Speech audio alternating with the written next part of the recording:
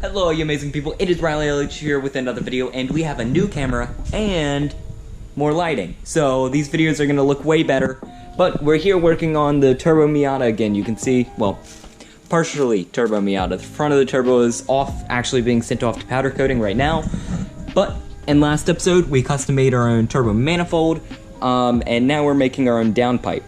So I was in a bit of a dilemma where my wastegate can only open up about that much.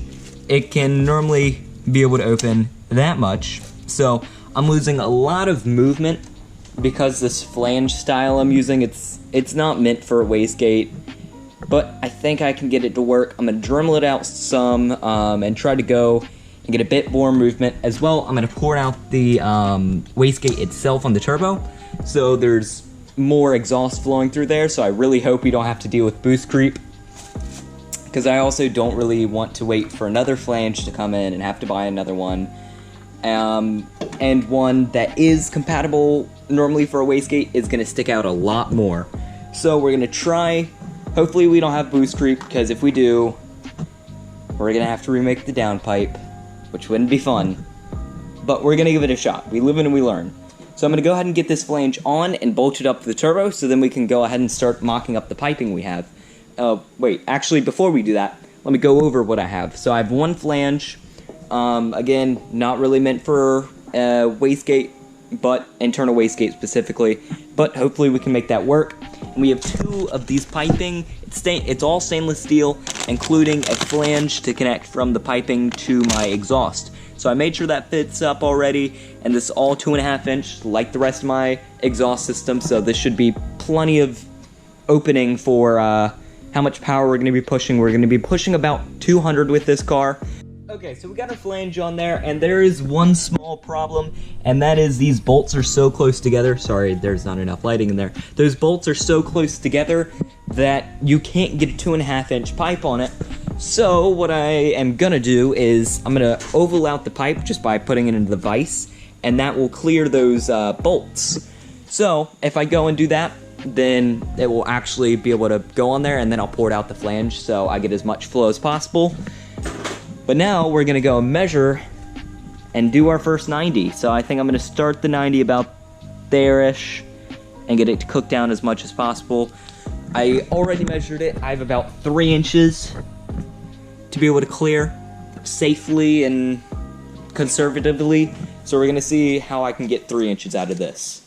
Okay, so before we figure out where we're going to cut down here, we're first going to cut up here and try to go and get this as straight as possible and figure out the best point and cut it as short as possible right before the curve starts.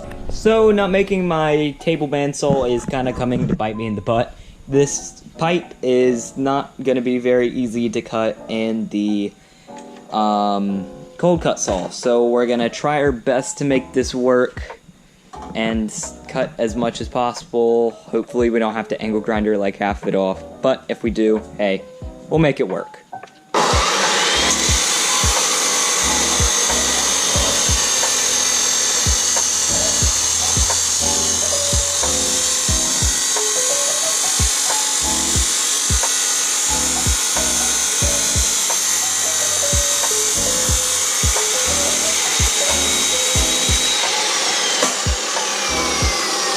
Okay, so we got half of our pipe cut. We're going to try flipping it over and getting the other half. Well, that's clearly not going to work. So I guess we're going to have to angle grinder the rest of this off.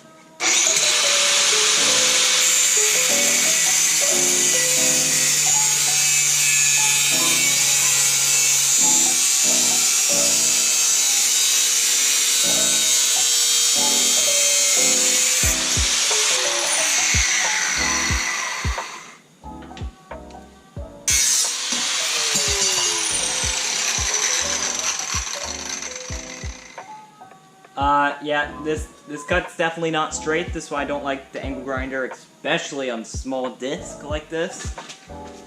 So we're gonna try our best to go and cut this in the cold cut saw again to try to even that out, because that's not good, and that's not gonna see it well. Okay, so I can't even get this in the cold cut saw, so we're gonna have to straighten this with the angle grinder. I just love having proper tools.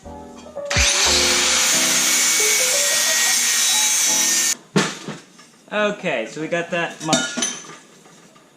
much straighter this time. I really should have gotten a 5-inch cutting wheel instead of the smaller one I did. So now we can actually test fit on this on the car and see if we want to chop it down here or if we want to chop it more down here.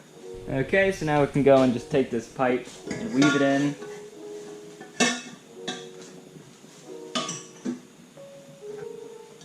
And attempt to figure out where we want this.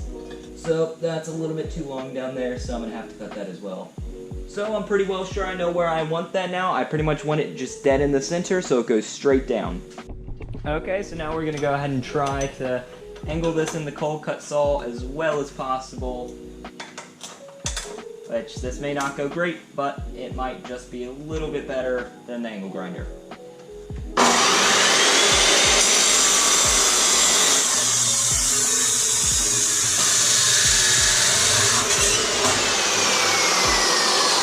And we got a pretty straight cut. And I'm realizing I forgot a jacket, so I was getting pummeled in metal shavings there. But let's go back to the car and test this up. Okay, so that should just go right in between here. And that fits, but just barely. Okay, so we're gonna have to cut this piece at a bit more of an angle and a bit farther back. Okay, so now that this fits, we gotta somehow oval this, so we're gonna go ahead and chuck it here in our vise and just compress that.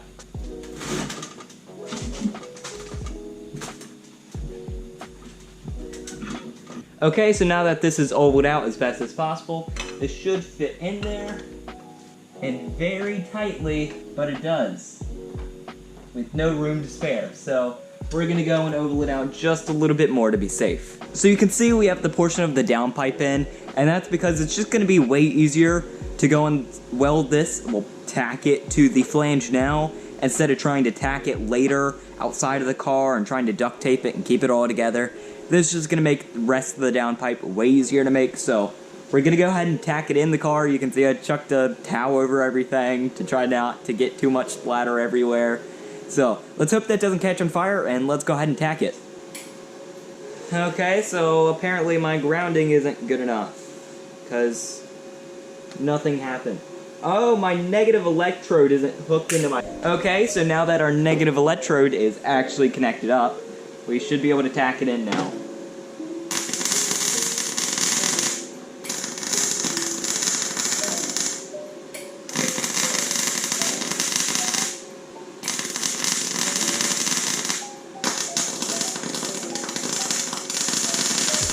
Okay, so I took out the downpipe, well, what's part of the downpipe, and we're gonna go ahead and cut the firewall / this little shelf portion here a little bit.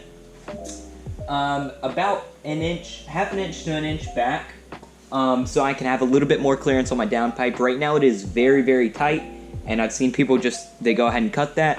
Even in Flying Miata's kit, they suggest cutting that. So I'm gonna go ahead and just whip out the angle grinder, slap that in there, and cut some of that out. Okay, before I cut it, I'm actually gonna remove the turbo manifold real quick. It's real just held on by 2 bolts. Glad I don't put on the bolts every single time when just fabbing stuff up. But I gotta take that out so I can actually have some clearance to get the angle grinder in there. Okay, so now I actually have room so I can cut this shelf out.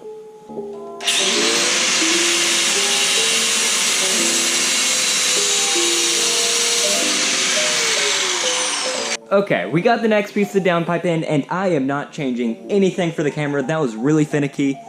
I need some better tape to hold this together. My one strip of duct tape sucks, and painter's tape isn't very good at holding stuff together. So I have a magnet on it, propped against the back of the car on the firewall, and I also have it shoddily taped together. So I'm gonna go ahead and chuck a tack on it now. I was expecting to just tape everything up and then tack it outside of the car, but we're gonna go one piece at a time, tack it in, because yeah, this doesn't really hold very well. So I completely missed the part where I was tacking in the last bit, but now we're gonna go ahead and cut this. I already have it marked about where I want, and this will kind of work perfectly. So let's go ahead and cut this part off, test fit it, and hopefully tack that in.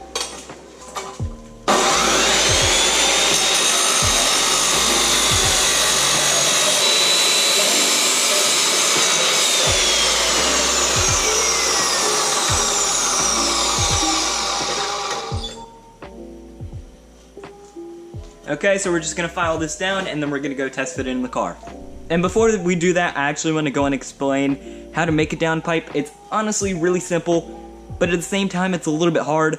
It's just a lot of test fitting. It's not enough room to get proper measurements. You kind of just gotta cut, test fit, cut a little bit more, tack in, go on. It's a long process, but it's 100% possible. You just gotta put a lot of time into it.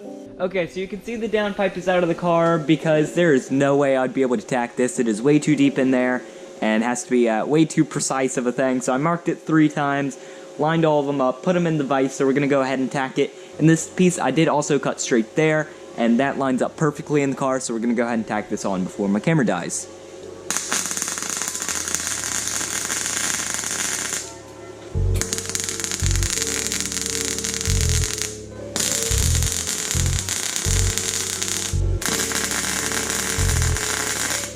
So we're on to the second piece of downpipe material that we have left, and we are running very low.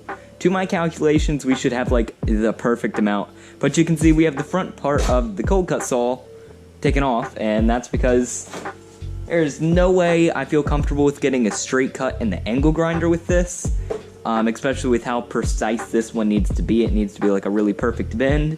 And as well, I don't feel like going through the hassle of trying to dodge and weave it around that, because I already tried doing that and I pretty much can't. So I just realized I can take off the front part, and should have done this all along, because this would have made my life so much easier. But we're gonna cut this piece and then test fit it and see what we have to do from there. Probably gonna have to cut it like a million times to get it correctly, but you know what they say, measure once, well, not even measure, literally just put it up to the piece and mark it kind of close, because you can't really measure it any which way just yet. So just go and take a cut with some risk.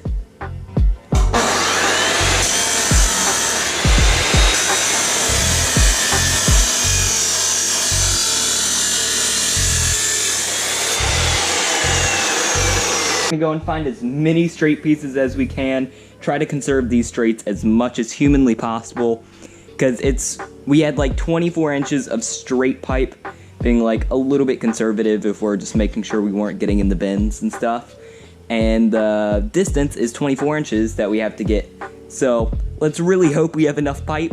We should in calculation, but I'm gonna pretty much cut into the bends just at a straight angle and try to get this to work as best as possible, because I don't feel like buying another like $50 worth of pipe, waiting for that to come in, because stainless steel is not cheap, especially good stainless steel, not cheap.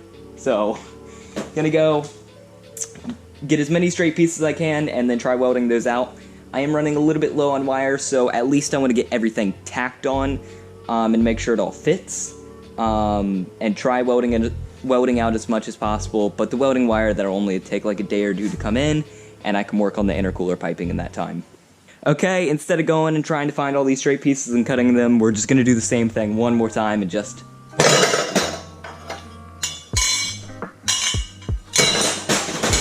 So, we have all our piping, and it's actually well over 24 inches. We have like 24 plus some, so this should actually fit up really well. So I'm gonna go test fit it into the car now. So we got absolutely no clips of welding under there, and that's because I knocked over my camera and I didn't even try to fix it. And I also put it on jack stands in the front. It was way too low. I could not get my welding helmet on, and I caught on fire like 3 times. I just need 4 jack stands so I can put this thing on the jack stands 24/7 when I'm doing fab projects like this. But we have it tacked on. Now we're gonna take it out and tack it on a lot to make sure that does not snap, because yeah, I don't feel like tacking it on under there again, because that really sucked. So I think I'm gonna mark it first to make sure that if the tacks do snap, because I only have like 3 tacks, if they do snap on the way out, because it's a long way out, I know where to weld it to. Okay, so you can see we have a lot more done on the downpipe, and this is the last section to tack together. So we might as well just do it on camera. And then we have to weld out the whole pipe. Once we do that, we have to go and put in our O2 sensor, bung, and pour out our flange, because our flange isn't meant for a wastegate, but we're gonna make it work.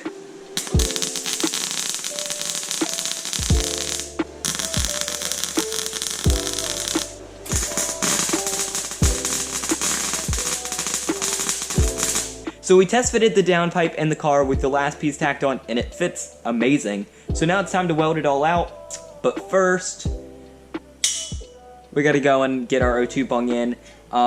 With these AEM kit, it's absolutely amazing. It's recessed to make sure that the wideband is getting in there all the way, so we're gonna go ahead and drill this out. We have our center point marked, we're gonna go ahead and punch that, and then drill it through.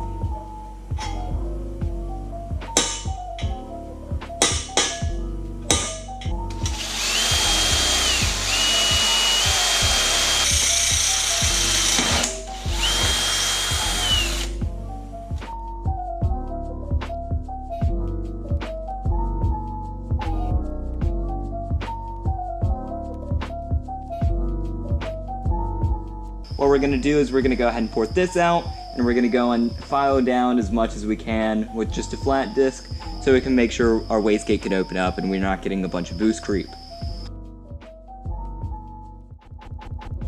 So I got that flange ported out. I made sure the wastegate opens up plenty so I'm not getting any boost creep.